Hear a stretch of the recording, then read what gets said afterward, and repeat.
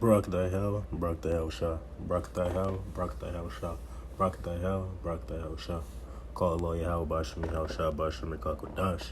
First and foremost, I want to give double honors to the apostles for edifying me with this lesson.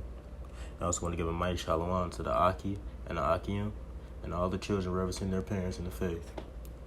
So I just wanted to talk in the spirit about what I've been seeing and what's been going on, from the FDA approving the Maxine Waters to a lot of mandates been going out.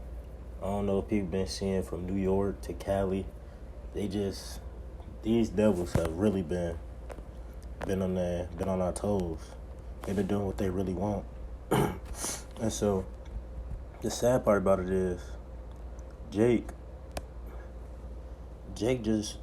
don't care. Jake's too worried about the cares of this world. Jake more concerned about making $1 than worrying about the Most High, what they really supposed to be doing. And so that's why I bring up James 4:4 to start. Ye adulterous, and adulterous, know ye not that the friendship of the world is enmity with God? Whosoever therefore will be a friend of the world is an enemy of God. Now, I'm not saying it's bad to be in the world, because at the end of the day, you have to be in the world, especially if you have to take care of your family, do your job, pay your car notes, stuff like that. But when you care more about the world than you care about the Most High, when you worried about $1 than reading daily, when you, oh man, how do you know that Bible is really the correct Bible? Or, oh man, let me trust in my oppressor before I trust in my own brother. That's not right. That's not right, and it don't sit right. You people are too concerned about this world, but the sad part about it is, what you don't realize, this world is finna go down. And a lot of you don't realize y'all are destroyed for a lack of knowledge. And that's the sad part. Hosea 4:6. My people are destroyed for a lack of knowledge. Because thou hast rejected knowledge, I will also reject thee. That thou should be no priest to me. Seeing that thou hast forgotten the law of thy God, I will also forget thy children. And it said right there, thou hast forgotten the law of thy God. See, these Christians have got you believing that so-called, who you call Jesus Christ, has taken away the law. Him dying on the cross has taken away the law. The law is not done away with. The law was never done away with. And he literally says, I come not to do away with the law, but to fulfill it. And a lot of people don't understand that. A lot of people go based off their own knowledge, off their own understanding. Hold on, Salaki, let me look that up so I can show you guys exactly what I'm talking about. Because he literally says, come not to destroy the law, but to fulfill it. That's Matthew 5:17. Okay. Think not that I am come to destroy the law or the prophets. I am not come to destroy, but to fulfill. You have to understand what he meant. He literally came down here multiple times as men and showed you that you could walk in this law. We complain about the littlest things. We complain about the smallest things. Oh, my back hurt. Oh, I just lost my job. Oh, this, oh, that. When there's way bigger things out there. The Most High went through way bigger things for us. He literally had to die on the cross for us. He didn't want to, but he knew he had to. And you got to start realizing that. You got to start seeing things for the bigger picture. You guys got to open your eyes, because a lot of you are asleep. A lot of people are asleep. And there's a precept that says, how long will you sleep, O sluggard? You guys got to wake up and start seeing the truth, because these elites put it in your face daily from movie to movie. You got Eyes Wide Shut when it's showing you what's going on in mansion parties. You got They Live, where it's showing you that a lot of you guys worship the dollar more than you worship the Most High. Your people priorities are all messed up. And then when somebody tell you the truth, you get mad and you feel like they become your enemy. Hold on.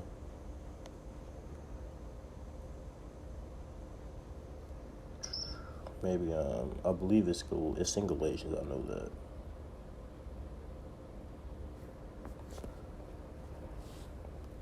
Salaki. Galatians 4:16. Okay. Am I therefore become your enemy because I tell you the truth? You have prophets out here on the highways and byways every week. They literally they're posting videos every day. And you guys would rather listen to TD Jakes and Christianity videos, knowing that they lying to you because they're telling you something that you want to hear. The truth isn't what you want to hear. The truth is what you need to hear. The truth hurts. It literally says this truth is a two-edged sword.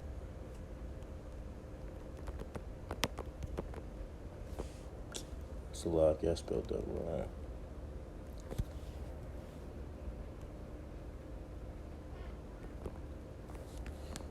This truth is a two-edged sword for Hebrews 4:12.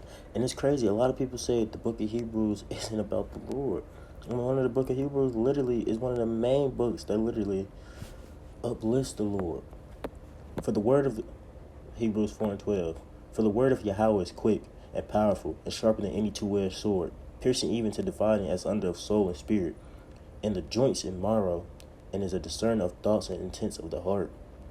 See, even though you can ask a lot of prophets, as they be edifying people, they edifying themselves. When they reread precepts, it sometimes cut them up and be like, oh, dang, that right there just really hit me.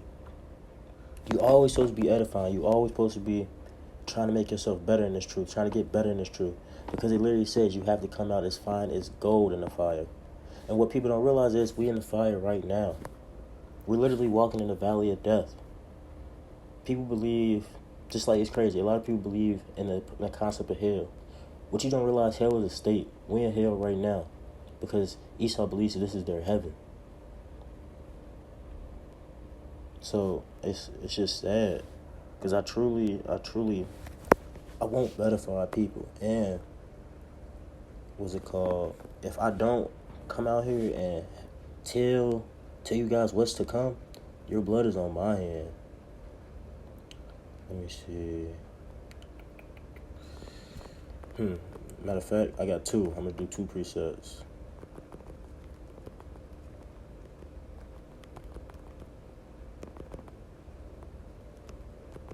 Who shall save his life will lose it.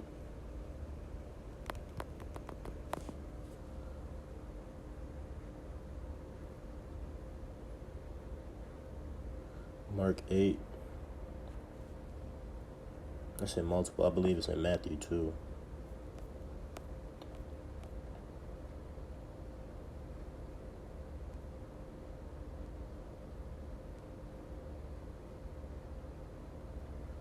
Alright, so I'm going to start off at 34.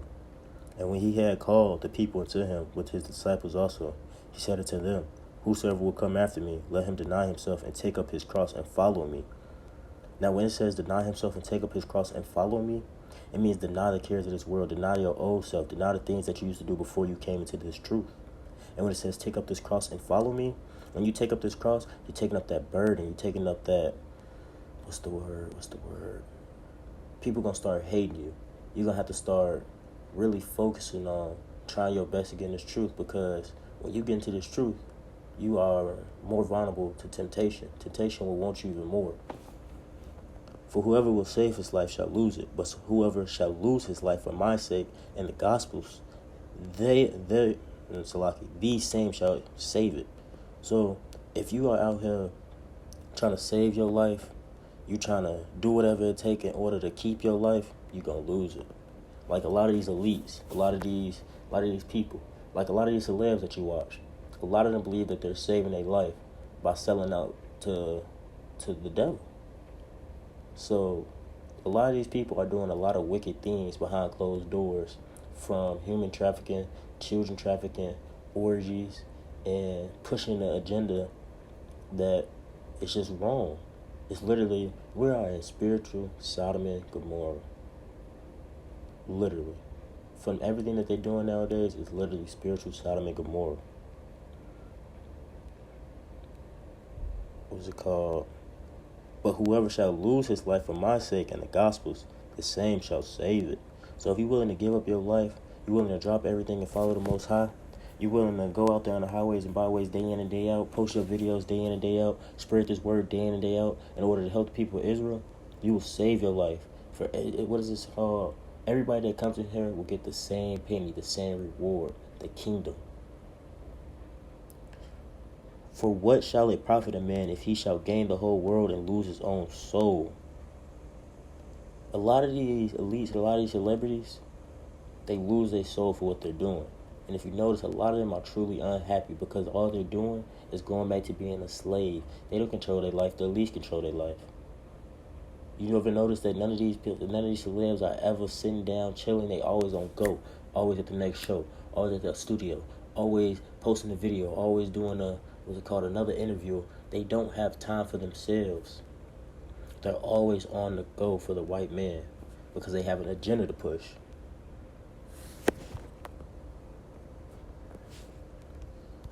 And a lot of people don't know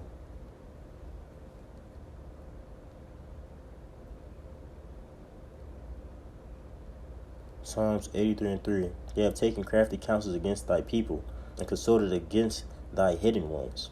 So a lot of these crafty counsels be the Illuminati, the Black Boule, the elites. They literally get together in these mansions and speak on how they can push their agenda more and more and how they can bring down Jacob more and more. Because this is stemmed since the dawn of times. You literally have Cain and Abel. You have Esau and Jacob. This has been going on. This has been going on since the womb because they feel like they got to get their birthright back. They got to get their blessing back. But you're not getting it back because everything has happened for a reason. The Most High condoned it to be this way. His word is never going to be void. And a lot of people got to start realizing that. So you either going to go down for cleaving to the heathen ways, or you're going to come back to the Most High and the Lord will be saved. Let's see.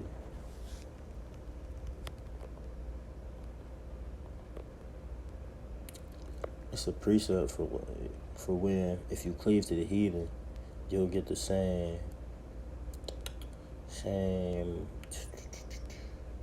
outcome as a heathen, pretty much.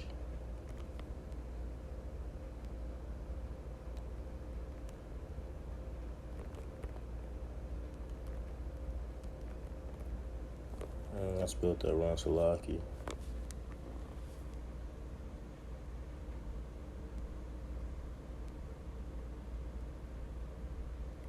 Let me see if this is it.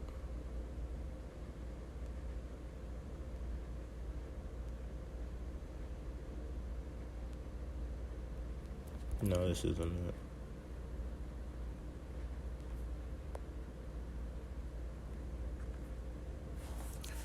Wait, I think it's in Matthew.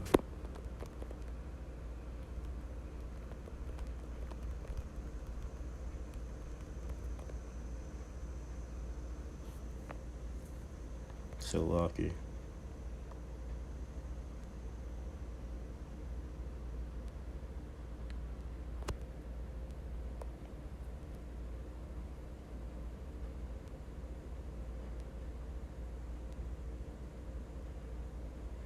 I mean, this is a good one too, but if you turn away and ally yourself with the survivors of these nations that remain among you, if you intermarry with them and associate with them. So, I know, let me see.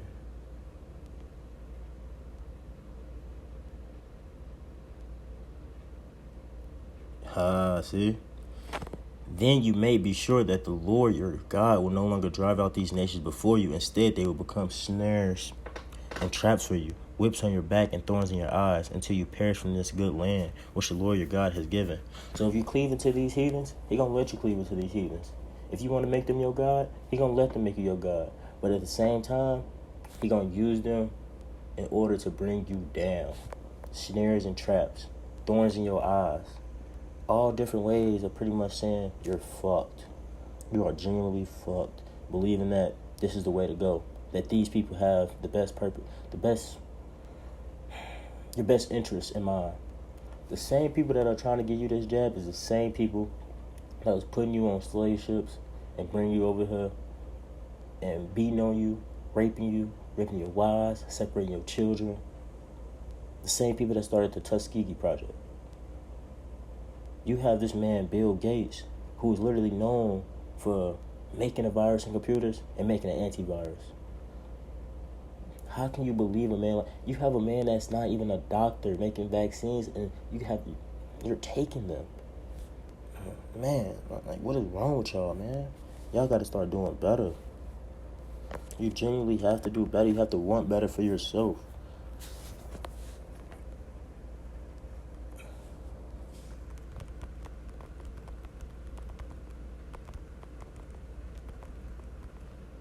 Shalaki.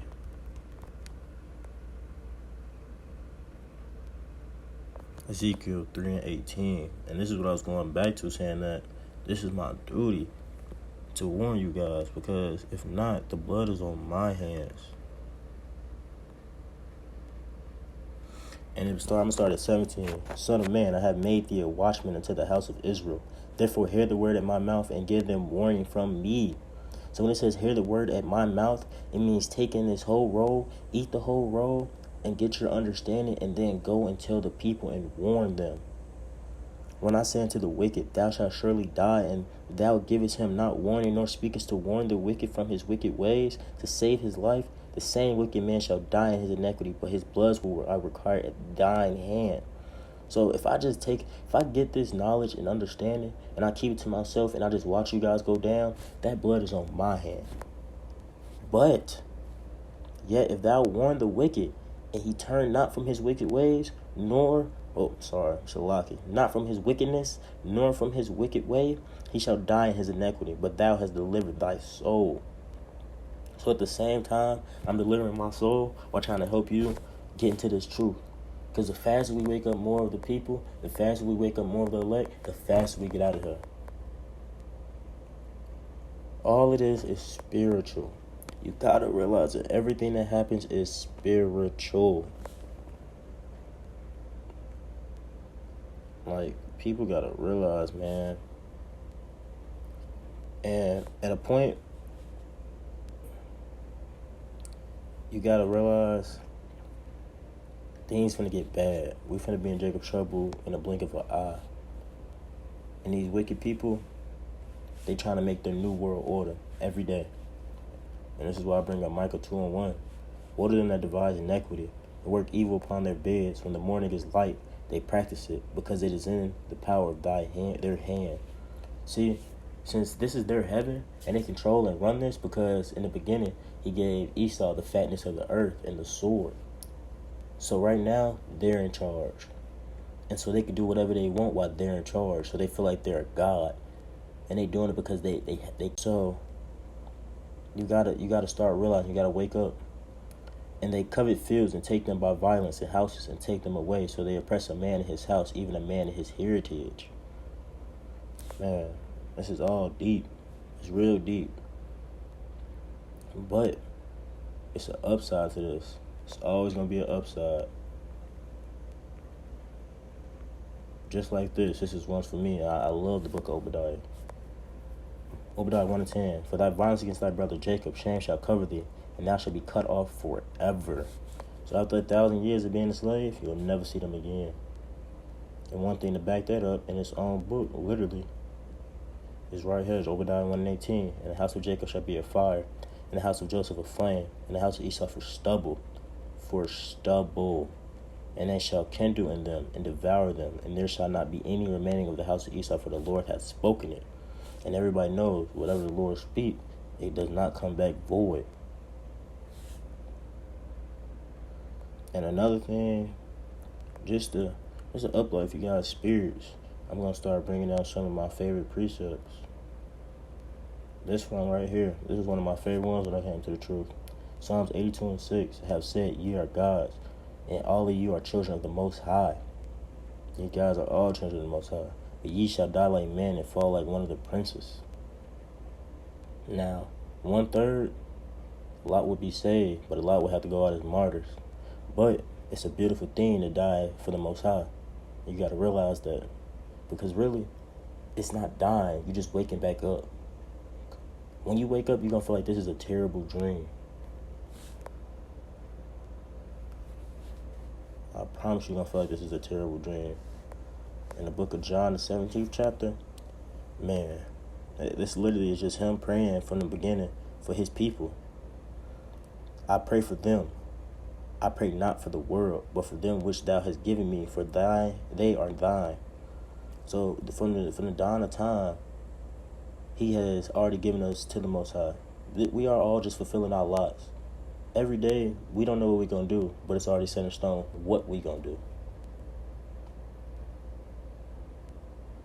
And now, and all are mine, Salaki, and all mine are thine, and thine are mine, and I am glorified in them. And now I am no more in the world, but these are in the world. And I come to thee, Holy Father, keep through thine own name those who thou hast given me, that they may be one as we are one. While I was with them in the world, I kept them in thy name.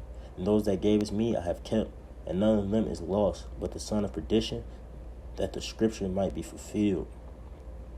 This chapter 17 of John is just him praying for us. Truly praying for the elect, Lord will, that we're a part of the elect. I wouldn't want to do anything more than fight for my brothers and sisters. Lord will, I'm a part of 144 in order to bring back hell on these devils that have put us in chains, put us in chains of yoke, and just put us through oppression our whole lives. Everybody has their own different walk, and everybody goes through their own different oppression. Father, I will that they also, whom thou hast given me, be with me where I am, that they may behold my glory, which thou hast given me, for thou lovest me before the foundation of the world. So, I just want y'all to remember, the Most High has y'all. Even when you don't think that He's there, He's always there. Even when you feel like you down, He there. You got to remember, He is on both sides. He has the right-hand side and the left-hand side. He's testing you. He's building you into the man that He wants you to be, or the woman He wants you to be. So continue to be rooted in this faith and continue to do what you must. I want to give that a mighty shalom.